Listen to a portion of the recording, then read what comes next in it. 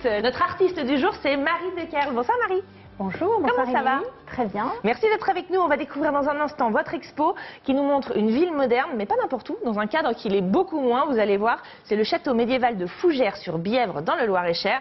C'est un peu le choc des mondes et des âges architecturaux, on va dire.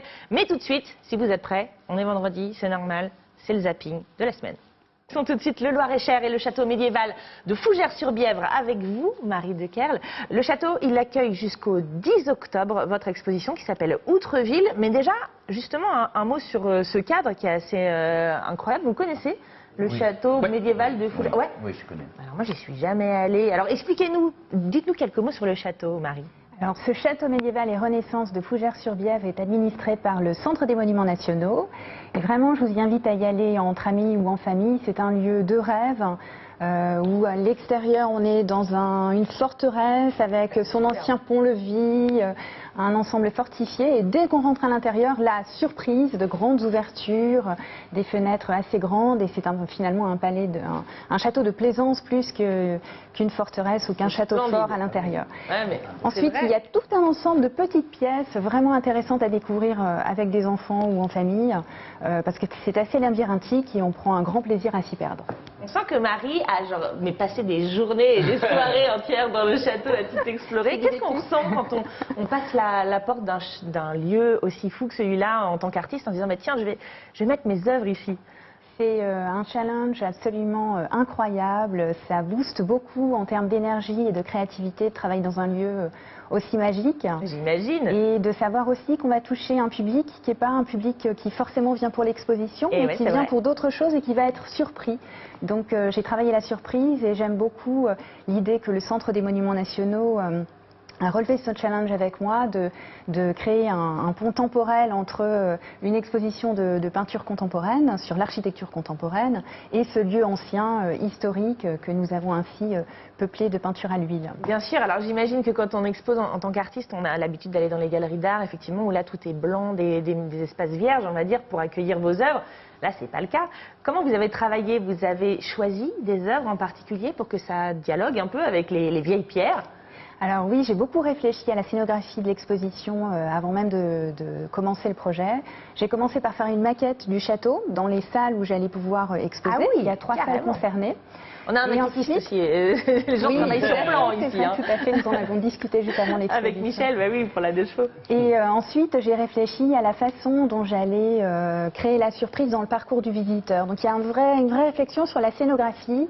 Les peintures sont présentées dans un certain ordre pour créer un effet de surprise. Et j'ai vraiment travaillé en fonction du lieu.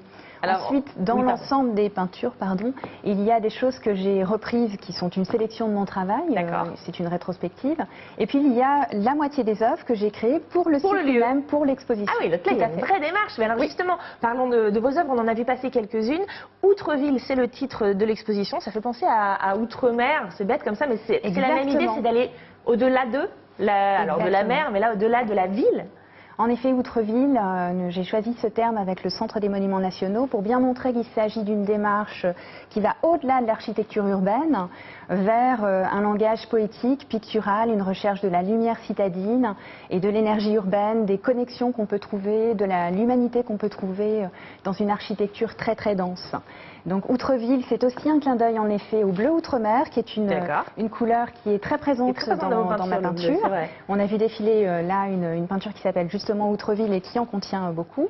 Et puis c'est aussi un clin d'œil à un peintre que j'aime beaucoup, qui s'appelle Pierre Soulages, et qui a travaillé des peintures qu'il a appelées Outre-Noir, dans un style complètement différent de mon style bien sûr.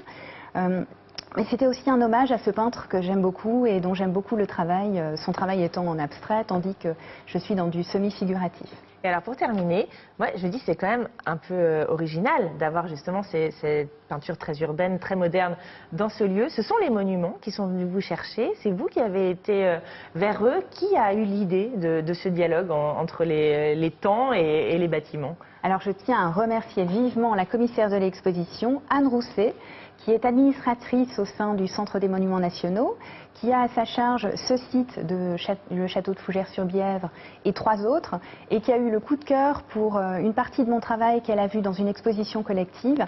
Et en voyant mes œuvres, elle s'est dit je pense que dans ce lieu, ce sera magique, il faut qu'on fasse quelque chose ensemble.